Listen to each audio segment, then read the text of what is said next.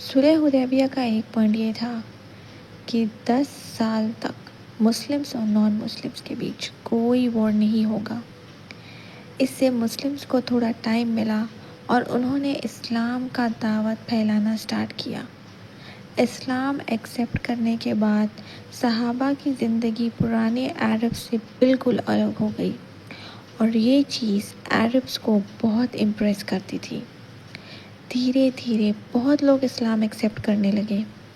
ان میں 2 امپورٹنٹ لوگ تھے، خالد بن ولید، عمر بن عاص۔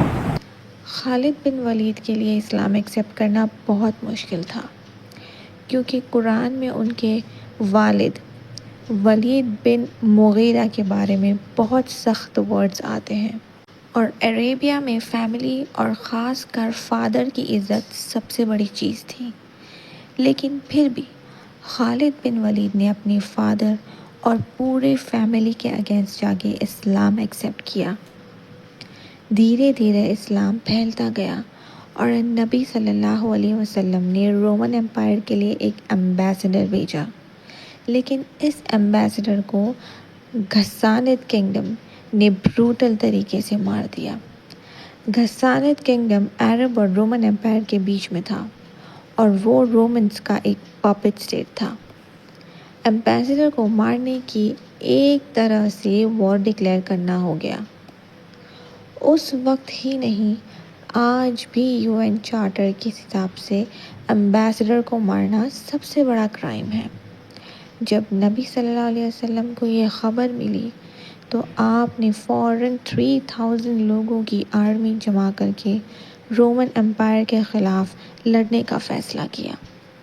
یہ اس وقت مسلمز کی سب سے بڑی آرمی تھی۔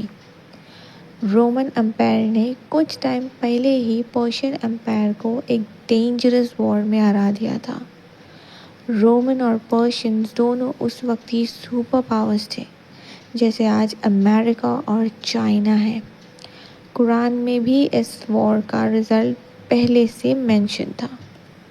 یہ رومن امپائر کا پیک ایرا تھا۔ عربس نے پہلے کبھی روم پر اٹیک نہیں کیا تھا۔ روم سے لڑنا ایک سوئسائڈ مشن مانا جاتا تھا۔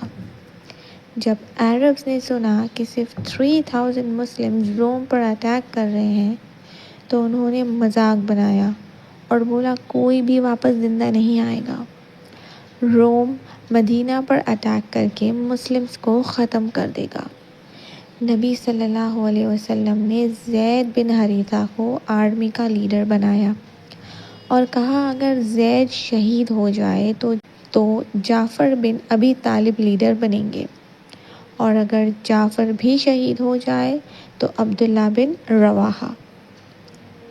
نبی صلی اللہ علیہ وسلم نے آرڈر دیا پہلے انہیں اسلام کا دعوت دینا، اگر وہ نہ مانے تو لڑنا، اور کسی بھی بچے کو، بوڑھے کو یا عورت کو ہارم نہیں کرنا، اور نہ ہی ٹریز کو ختم کرنا۔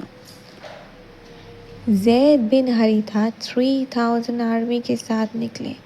راستے میں پتہ چلا کہ رومنز نے 2 لاکھ سولجرز کے ساتھ حملہ کرنے کے لیے آ رہے ہیں۔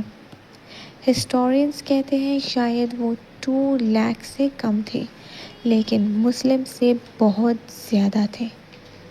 عبداللہ بن رواحہ نے کہا ہم یا تو جیتیں گے یا شہید ہوں گے، پیچھے ہٹنے کا آپشن نہیں ہے۔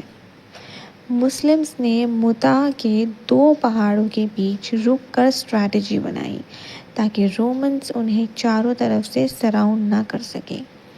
وار سٹارٹ ہوئی، زید بن حریثہ نے فلیگ اٹھایا اور شہید ہوئے۔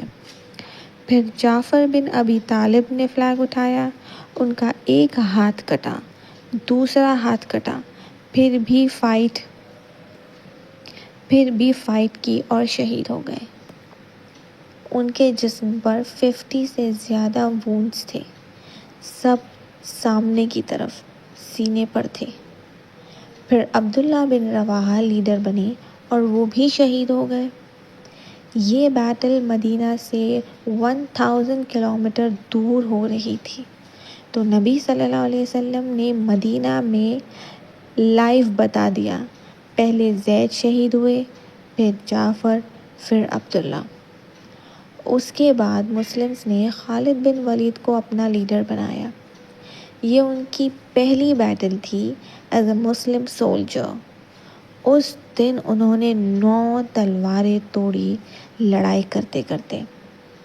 خالد بن ولید نے اسٹریٹجی بنائی کہ مسلمز پیچھے ہٹ جائیں گے، لیکن رومنز کو لگا کہ یہ ایک ٹریپ ہے۔ رات کو انہوں نے آرمی ری شفل کی۔ رات کو خالد بن ولید نے آرمی ری شفل کی اور صبح دھول اڑی، اور اتنی دھول اڑائی گئی اور ڈرمز بجائے گئے کہ رومنز کو لگا کہ مدینہ سے ایک بڑی آرمی آ گئی ہے۔ مسلمز آرگنائز طریقے سے پیچھے ہٹنے لگے، تو رومنز کو لگا کہ مسلمز ٹریپ کر رہے ہیں، اس لیے انہوں نے مسلمز کو فالو نہیں کیا۔